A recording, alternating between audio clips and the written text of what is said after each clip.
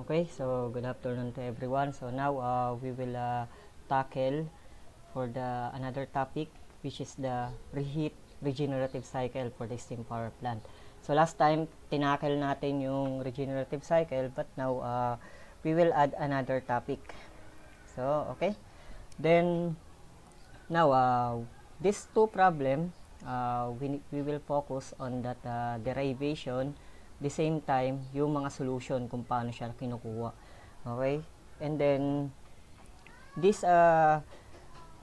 picture na nakikita nyo ngayon dito sa ano na to is galing to dun sa kakilala ko na nagpapasagot. So ngayon sasagutan natin to kasi kakasend niya lang sa akin. And then itong number 2, yung number 2 naman is galing naman to dun sa libro ni Santa Maria, dun sa kung check nyo yung mga question and answer portion dun, number 17 siya ng reheat regenerative.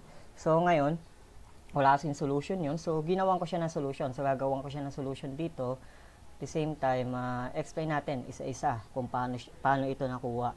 Okay, so now we will focus here in number 1. So ito number 1 to tandaan nyo, ito number 1, ito number 2 problem. Okay, so number 1 problem, babasahin ko na. So number 1 problem, so assume an ideal reheat regenerative cycle with first an extraction for feed water heating, then later single reheating, and finally 2 extraction point for feed water heating. Sketch the energy diagram and write equation for the amount of steam extracted at each point, the work QA, heat added, and then the heat rejected, and the thermal efficiency of the cycle. The equation should refer to TS diagram and with name point. So ibig sabihin, gagawa muna tayo ng TS diagram. But first, ang gagawin ko dito is hindi muna tayo gagawa ng TS diagram. Gawin muna natin is yung equipment arrangement niyan. Okay? So first, we will draw steam boiler. Okay? Pasensya niyo na, steam boiler to. Okay? So boiler. Okay, the next is yung ano natin, yung reheater natin. So lagay natin dito sa taas, reheater niya. Okay, so pwede rin naman natin ipatong yan sa boiler kaso medyo masikip nga lang. Reheater. Then next is meron tayong turbine. So ayan, medyo lakihan natin yung turbine. So turbine yan. Okay, then next is meron tayong condenser unit. Okay, through that condenser unit, ayan siya. So then next is, ang sabi dito sa problem, first an extraction for the feed water heating. So ibig sabihin merong una, tapos sumunod doon is ni-reheat siya. Tama, ni-reheat. So pumunta doon sa reheater, then next is nagkaroon siya ng 2 extraction point. So therefore tatlo ang feed water heating natin dyan. So magdodraw tayo dito ng open heater. Okay, so drawing tayo dito ng open heater. Yan yung open heater natin. Tatlo yan. Tatlo dito. Okay, so yan yung OH natin. Open heater, tapos open heater dito. So ngayon, paano natin maita-transfer yung ano yan? Yung mismong feed water ano yan? So, by means of pump. So, magkakaroon tayo dito ng pump sa gitna. Pump dito sa gitna also. And then, meron ka dito ng pump papunta dun sa, ano natin, ay galing dun sa condenser. Then, meron din tayo dito ng pump sa boiler. Okay, so, 4 na pump para magkaroon tayo ng connection. Okay? Ayan, connect na siya dito. Ayan. Connect natin. Then, here, connect. Okay? So, ayan yung pump natin. Then, etong ano natin, boiler natin, is nagkaroon siya ng 0.1. So, didiretso yan dito sa turbine natin. Okay? So, ayan. Ito yung 0.1 natin. Next is, meron tayong extraction. Ang sabi doon, first, an extraction to feed water heater. So, ibig sabihin, dito siya pupunta. Okay? So, gaganyan siya. Diretso dito. Ganyan, okay? So, ito yung ano natin. So, ayusin natin yung drawing. Okay, pag ganyan. May extraction siya dito. So, ito yung number 2, 0.2. The next is, then, later, a single reheating. So, ito, yung natira dito, kasi ito, nagkaroon siya extraction. So, therefore, yung natira doon is ni-reheat ulit. Papunta dito sa reheater natin. Okay, so, ni-reheat. Okay. Okay. Mura lang natin. Okay, then next is, syempre, bumalik yan. Bumalik na dito sa turbina natin. Okay, ito pag ganito yung direction niya na. Okay. May arrow naman ha. So, ito 0.3. Ito ay 0.4. Okay, next is, meron tayong another extraction. So, dalawang extraction na nangyari after ng reheating. Okay, so, dalawang extraction. Ito yung pangalawang extraction. Then, meron tayong next extraction dito. Okay, ganyan. So, ito tawagin natin itong 0.5. Ito naman 0.6. Then, last is, nagkaroon na tayo dito ng last na extraction papunta sa condenser, which is 7. Okay, then, ito ay 8.8. Ito ay 0.9. Ito ay 0.10. 0.11. 0.12. 13. 14. 15. So, 15 points tayo. So, ibig sabihin, 15 points ang kakailanganin natin dito. So, wala tong arrow, lagyan natin ng arrow para ma-determine natin yung mga extraction. Okay? So, here, papangalanan natin tong, kasi, siyempre, nagkaroon siya ng mass fraction bleeding dito. Okay? So, dito, may lalagay tayo dito na kakibat na value, which is the Y1. Then here, Y2, yung percent bleeding niya. Then, Y3. Okay? And then, so since meron tayong 1 kilogram of steam, so we assume 1 kilogram of steam here. So, pagkapasok niyan dito, ano mangyayari? So, nabawasan siya ng Y1. So, therefore, ang magiging mass dito is 1 minus Y1. Tama ba? So, pagkapasok niyan dito, 1 minus Y1, okay, nadagdagan na siya. So, ang mangyayari is nabawasan na dito. Papunta dito. So, therefore, itong dalawang ito is 1 minus Y1 to. Okay? 1 minus Y1. Papunta dyan. And then, so since ito ay nabawasan ng 1 minus Y1, so, merong Y3 na extraction. Ito, Y3 na extraction. So, dito, mag-a-add lahat ng extraction dito. Okay? Dito, Y2 pala. 1 minus Y1, tapos Y2. So, dito sa portion na to. Then, here, dito sa last portion, magkakaroon ka dito ng 1 minus Y1, minus Y2, minus Y3. So, yan yung percent extraction mo papunta dito sa condenser. Up to here. Then, mababawasan siya ng Y3. So, magiging 1 minus dito. Okay, so, iyan natin. Ito banda, 1 minus Y1, Y2, Y3. So, yan yung magiging factor mo dito. Then, here, para dito naman. So, 1 minus Y1. Okay, Y1 minus Y2. Okay. Then, here, sa portion na to, 1 minus Y1 na lang, nabawasan siya. Then, at last, dito, 1 na. Okay, babalik siya sa 1 kilogram of steam. Okay, so ganyan lang yung analysis niyan. Okay, so next analysis natin is siyempre, idodraw natin yung mismong diagram. pH diagram niya, pH diagram, yung TS diagram niya.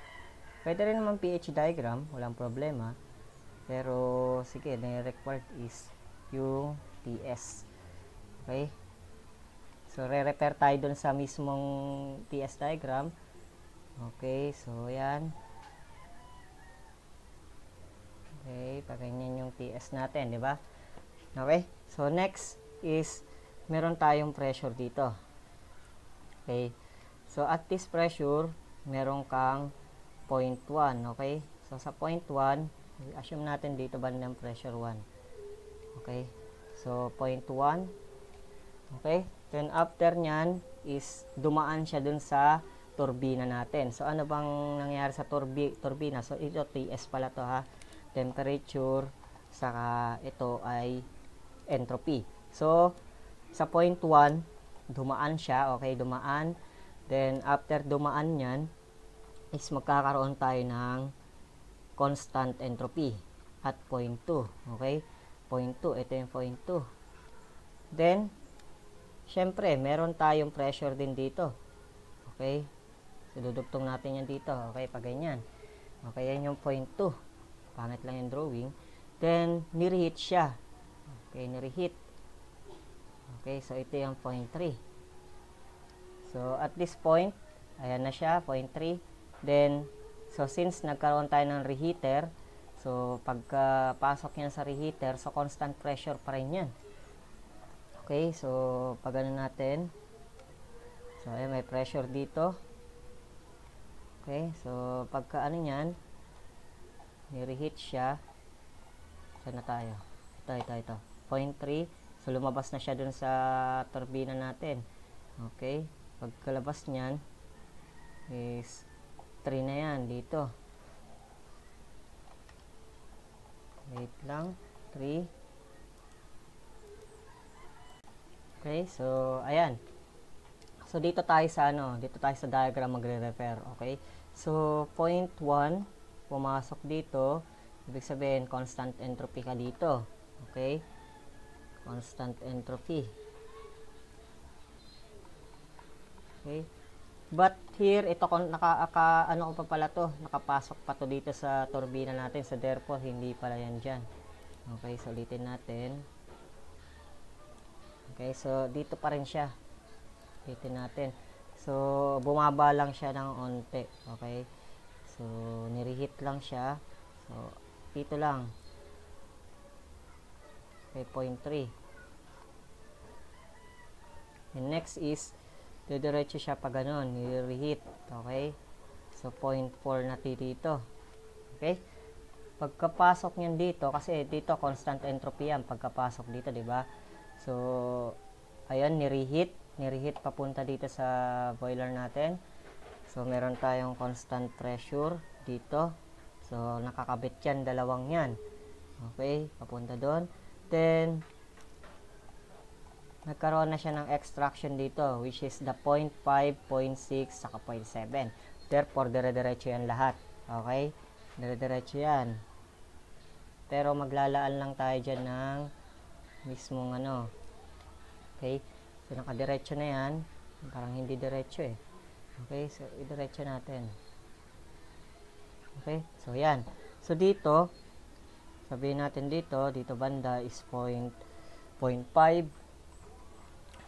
then 0.6, and then after this 0.6, meron tayong 0.7. Okay? 0.7, nasa loob na siya. Ito, 0.6. So, kakapitan na lang natin yan ng pressure. Okay, pressure line. Yun. Tapos ito, pressure line din. Yun. Ganyan. Tapos ito naman is kakabit na siya dito. Yun. Okay? So, ito na yan. Ito na pala yun. Okay, so medyo naintindihan na. Okay? So, ilagay natin dito 7. Okay. Then, after ng 7, dumaan siya sa condenser. So, constant pressure yan, papunta dito. But here is constant, ano na siya?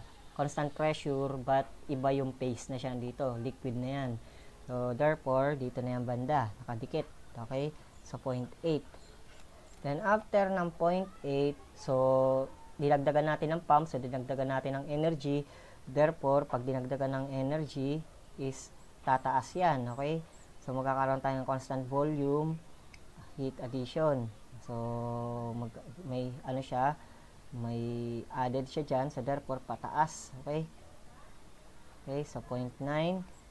Then, since ito ay nakadikit dito sa open heater natin at 0.6, so therefore, nakadikit yan dito.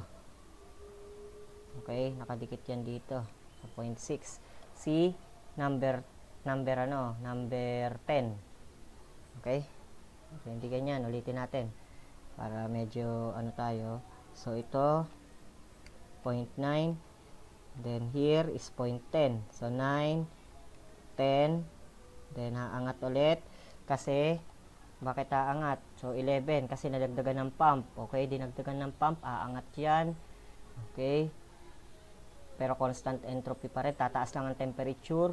So, dito open heater. Nakakabit tong open heater na to dito sa 0.5. So, ikakabit mo rin yan sa 0.5 na open heater. Okay? So, therefore, ito ay 11.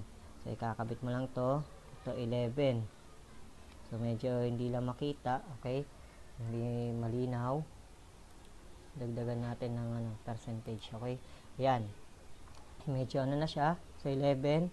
Tapos, pagkapasok niyan, yan. Ay, wait. Ay, nabura. So, ayan. Ayan, dediretso yan dito. Ito, 0.10 to 0.9, 0.10, 0.9, 0.11. Nakadikit na yung 0.11. Mali, 0.12 pala dapat to. Ulitin natin Dito yung 11 kasi nag-increase yung temperature niya. Sa dito lang yun. 11. Sa 12 dito. So, nakakabit siya sa 0.5. Then, after nyan, may 13 tayo. 13 and then 14. 14. Si 14 ay nakadikit sa 0.2. Okay? Nakadikit siya dito. Okay? So, pag nakadikit yan dito, so, ibig sabihin, dito, constant pressure ang nangyayari dito. Constant pressure. But here, dito, steam. Dito, liquid. So, therefore, andito siya nakatakabit. Okay, sa 14. Okay, yung niya. So, after nyan, pinump mo ulit. Pataas. Ng pataas. Hanggang dumikit siya sa boiler. Okay. Okay, so, ayan. So, pinump up po siya. And then, dumikit na siya sa boiler. So, liquid na siya ng boiler. Okay? So, itong 15 natin. Okay? Na-gets ba? Wait, ulitin natin. Okay, nawala. Okay, tumaas lang siya dito. Kasi ito, boiler na. Okay? So, ganyan yung analysis niyan. Medyo, lang siya. Medyo mahaba-haba. Then, next is, tinatanong is yung extraction. Okay, sa amount ng extraction. So, dito tayo magpo-focus sa point na to. Okay, so alam naman natin na ang point, natin, dito tayo sa, sa portion na to Ito, OH, okay. So, yung OH1 na yan. So, kasi meron dyan Y1. So, Y1 is equivalent to, yung tinuro ko dati na output, mass out over mass in. Okay? Para mabilis lang yung formula. So, ibig sabihin lang yan, yung output mo dito, kasi itong portion na to is palabas sa heater mo. Then, ito naman is palabas naman to sa pump mo. So, therefore, yan yung magiging output mo, mass out mo. So, H, so, ginawa ko lang in terms of mass para mas madaling maintindihan kasi lumalabas-masok yan, di ba? So, 14 minus 13 all over yung mass in naman. So, ilan ba ang pumasok dito sa reheater natin? Isa, yung 2, saka yung 13. Okay, so therefore, ito naman ay lalagay natin dito H2 minus H13. Okay, so yan. So, since ang mass natin dito, pagkalabas niyan dito, is babalik siya sa 1 kg. So, therefore, multiply natin by 1. Okay? So, ayan na yung Y1 natin. Then, next, si Y2. Y2. So, si Y2 naman, is focus tayo dito sa reheater na to. Okay? Sa reheater na yan. Ay, sa feed water heater natin. So, ganun din ulit. Mass out over mass in. Okay? So, ilan pa po, ano ba po lumabas dyan ulit? So, 12. Si 12 ang lumabas, ito lumabas naman sa pump. So, here, H12 minus H11 all over, yung pumasok, ano yung pumasok? H5. So, H5 yun nandito kasi 0.5 yan. Okay, so, therefore, H5 yun nandito. Minus yung H11. So, since meron tayong multiplier dyan, ano yung multiplier mo? Nabawasan kasi yan ng, ng Y1. Tama ba yun dito? Itong portion na to. Saan na ba? Itong portion na to. Yan. Nabawasan siya. So, here, magmumultiply tayo ng 1 minus Y1. Ayan, nasa baba. Ito. Yan. Ito nasa baba. Tama? So, yan yun. Imumultiply natin dyan. Okay? So, nagets ba kung paano siya kukunin para mabilis lang. Okay? Hindi mo na siya i-derive. Kasi, pag dinerive mo, ganun din naman makukuha mo eh. At least, time consuming pa. So, Y3 naman, ganun din. Mass out over mass in. Okay? But mean. Mass in. Okay? Is equals to, so, focus tayo dito sa reheater na to. Okay? Sa reheater na to. So, ilan yan? Ilan yung dyan? Nakalabas dyan. So, here, ilan yung dyan? Okay, so, ito ulit. Focus tayo dito.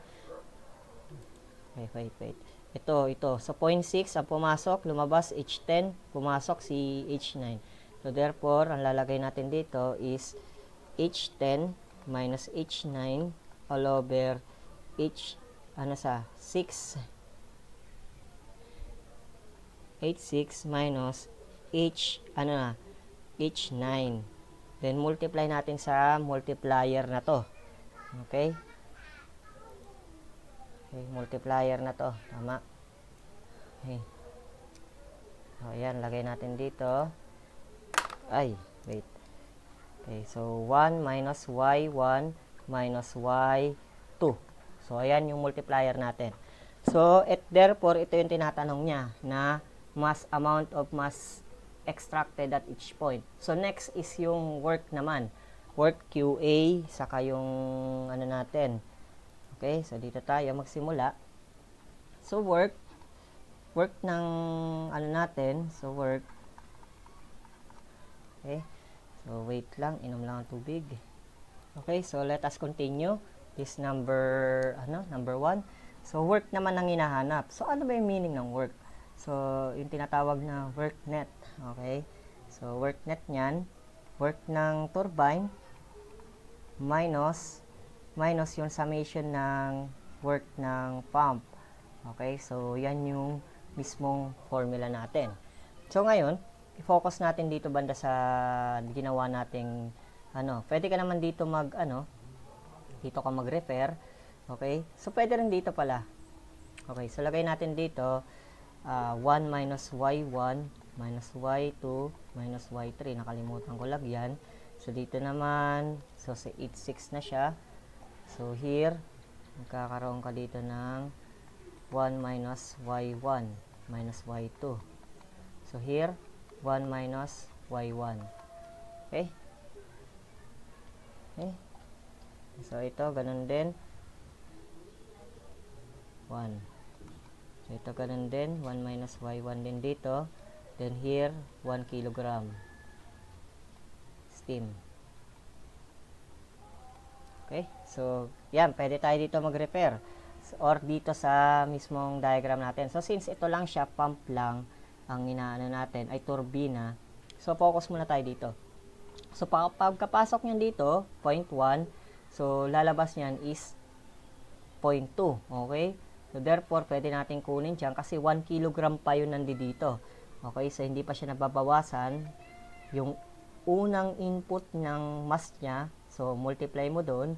Then, difference netong dalawang pumasok, which is 1 and 2. Okay? So, therefore, pwede natin ilagay dito is, lagay natin 1 multiplied by H1 minus H2. Okay? So, yan yung ilalagay natin dito. Tinuro ko lang. Then, After nyan, nabawasan ng y1. So, here, magkakaroon ka ng 1 minus y1. So, ibig sabihin, dala-dala niya na yung 1 minus y1 dito. Okay, dala-dala niya na. So, therefore, difference mo ulit yan. Kunin mo yung difference niyan. So, mataas, which is the h4 kasi nireheat mo.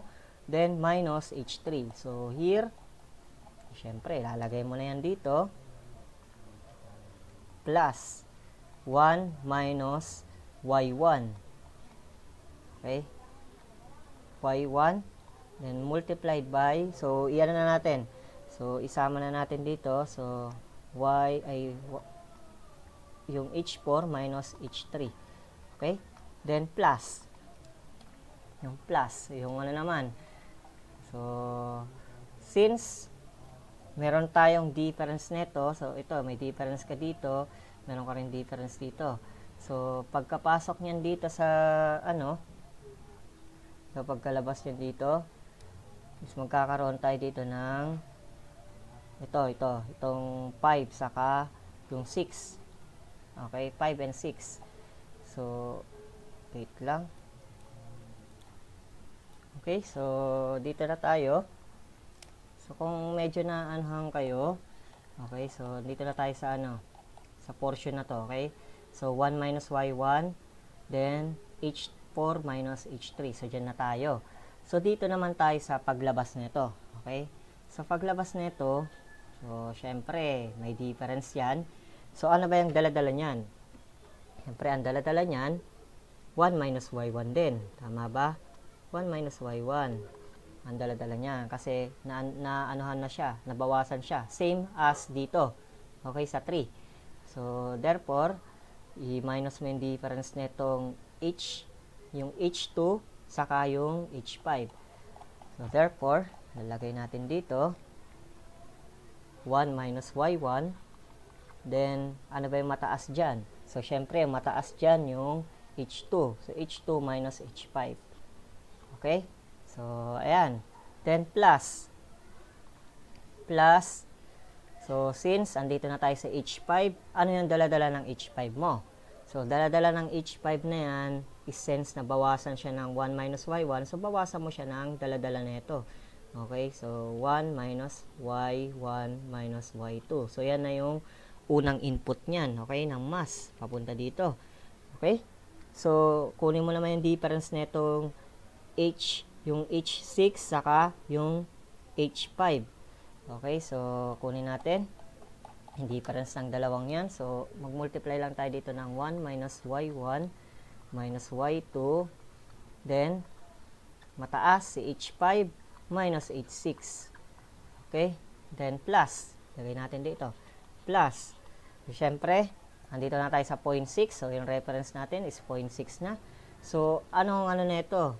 So, ayan, nabawasan siya dito. So, may y3 ka dyan. Syempre, bawasan niya ng 1 minus y1 minus y2 minus y3.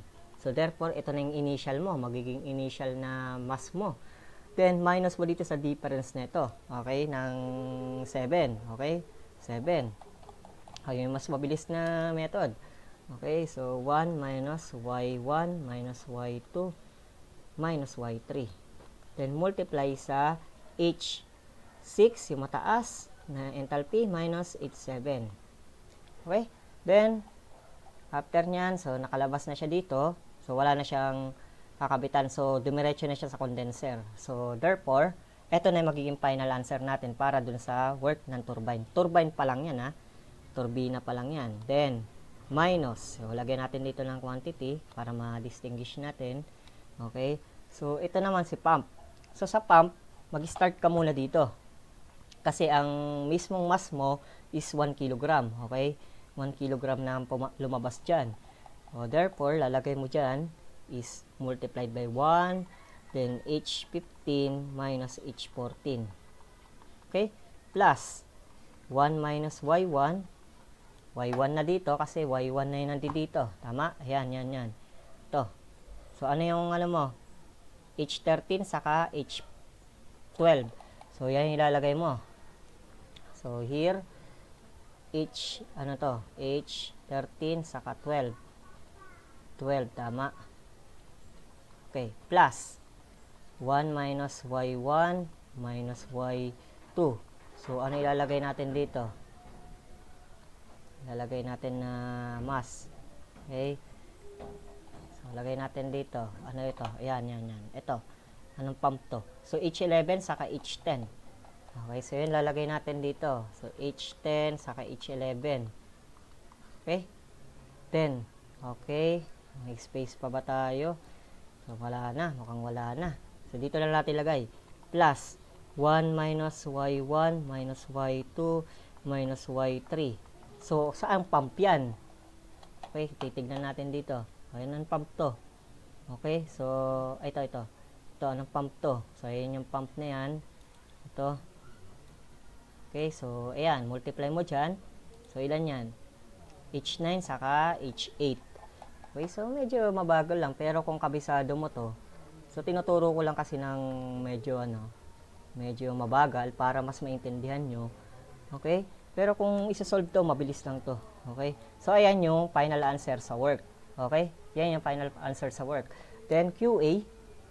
Since meron tayong QA, QA natin, saan naman manggagaling yung QA? Dito tayo titingin sa boiler. Okay? Sa boiler, plus yung reheater. Kasi QA yan. Kasi heat added dito, pumasok, QA2. Then here is QA1. Okay? So, dalawa. Pumasok, saka lumabas. Okay, ito. So, here, yung QA mo dito. Kasi, ang mass na pumasok dito is 1 kg. So, therefore, multiplier mo is 1 lang. So, QA1 is equals to H1 minus H15. Multiplied by 1. Okay? Kasi yun yung percentage dito na fraction na pumasok. Okay? Then, QA2 naman. Kasi QA2 naman, ilan ang dyan? Involved dyan. So, involved dyan is si H3 saka si H4. Okay? Ito ay palabas. Ay, mali. Palabas. Ito papasok. Okay? So, therefore, kung i-analyze natin yan, H4 minus H3. Then, multiply natin sa ang factor. 1 minus y1 kasi nabawasan na. Ito yung factor mo, initial mass. Okay? So, yan. Lagay na natin dito. So, therefore, lagay natin 1 minus y1 multiplied by H4 minus H3 plus yung H1 minus H15. So, yan yung QA natin. How about si QR? Si QR naman, QR, heat rejected. So, heat rejected, saan tayo titingin? Pag heat rejected, sa condenser. Okay? So, ito condenser. Ayan, malinaw na malinaw sa condenser. So, therefore, QR, palabas. Heat rejected. Okay? So, QR. So, yan na natin. So, QR, siya yung lumabas. Isang lumabas din ulit, si QH8. So, therefore, mapupunta sa kabila. Okay? So, H7 minus H8. Multiplied by the factor 1 minus y1. Okay? 1 minus y1 minus y2 minus y3. So, ayan yung sa QR natin. Okay? So, medyo mahaba-haba lang. 1 minus y1 minus y2. Okay? Medyo lang. y3. Then, h7 minus h8. So, parang na tayo nito. Nag-steam power plant na talaga tayo. So, ayan na yung natin, sagot natin. The next na tanong is all about thermal efficiency. So, thermal efficiency, so since nakuha na natin lahat ng mga value, so i-plot lang natin yan dito. Okay? So, panibago tayo dito. So, ayan. So, alam naman natin ang efficiency. Efficiency is equals to ilan? Okay, EC is equals to work net minus QA. Okay? Or QA minus QR all over QA. So, saan ba ang nakikita mo mas madali dyan? Itong si work net or itong si QA minus QR. So, therefore, doon tayo sa mas madali. So, mas madali tayo. So, 1 minus QR then QA. Kasi hindi ko naman to sa inyo itong work net na to kasi medyo mahaba siya. So, unless na lang kung nakuha nyo na yung total value, okay? So, iyan nyo na, i-plot nyo na lang. ilagay nyo na lang dito. Pero ito na lang ilalagay ko sa inyo kasi ito yung mas maikli na value. So, mas mapapadali pa yung solution mo. Okay, so therefore, 1 minus y1 minus y2 minus y3. Then, quantity h7 minus h8. So, yan yung QR divided by yung QA natin, which is 1 minus y1 multiplied by h4 minus h3 plus h1 minus h15. The same time, kung ito ang kinuha mo, parehas na makukuha mo dito sa sagot na to. Okay, hindi ko na ilalagay. Okay, so work net divided by 1 minus, kasi medyo mahaba, mapapatagal pa tayo dyan, h4 minus h3 plus h1 minus h15. O, ayan. So, medyo, ano lang siya, medyo pag-analyze lang ang mahirap. Pero, kung iaano mo, i-analyze mo talaga ng maayos talaga, isa-isa, in detail, so, makakabuo ka ng ganitong formula. Okay? So, ayan yung number 1. Okay, so cut ko muna tong ano to kasi medyo mahaba. So, doon tayo sa part 2. Okay? So, next part 2 tayo. Ito number 2. Okay? Number 2 kasi medyo mahaba to. Okay? Para explain itong mismong problem na to. Okay? So, thanks and then God bless.